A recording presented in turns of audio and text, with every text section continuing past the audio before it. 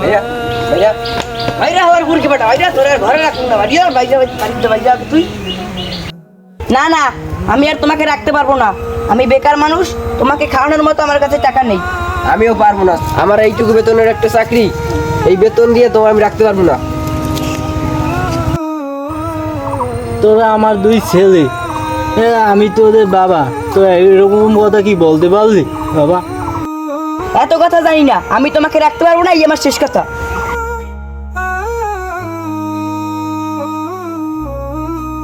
শোনো তোমার ছোট ছেলে কি বলে গেছে সাফ সাফ বলে দিচ্ছি আমি আর তোমাকে রাখতে পারবো না রে না রে না রে না রে না রে না রে না রে না রে না রে না রে না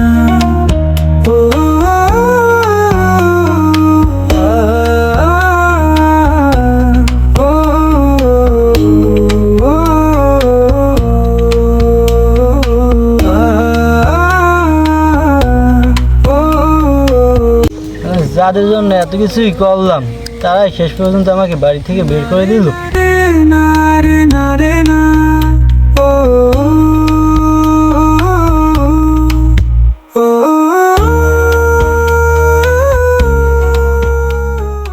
তোমাকে না আমি সকালে বললাম তুমি আমার সাথে থাকতে পারবে না তুমি আবার চলে এসেছো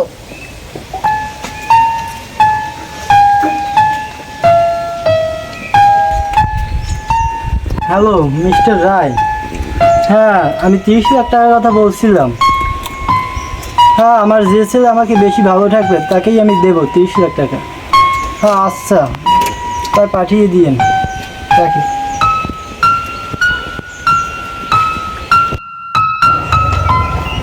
বাবা তোমার বলে অ্যাকাউন্টে 30 লাখ টাকা আছে তুমি তো আমাকে আগে কিছু বলোনি বাবা আসো ঘরে আসো না না বাবা তো শুধু তোর না আমারও বাবা আজ থেকে আমার ঘরে থাকবে তুই গিয়ে তোর কাজ কর বাবা আমার সাথে যাবে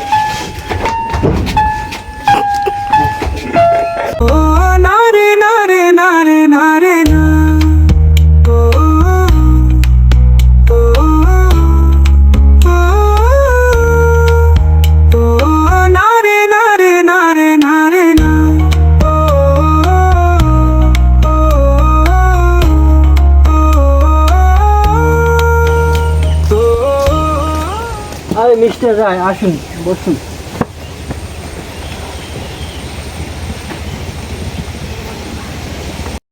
বাবা উনি কে উনি তো ব্যাংকের ম্যানেজার বাবা ওই ব্যাংকে যে আপনি 30 লাখ টাকা থুইছেন সেই ম্যানেজার হ্যাঁ তার মানে ওনার ব্যাংকে 30 লাখ টাকা রাখা আছে 30 লাখ টাকা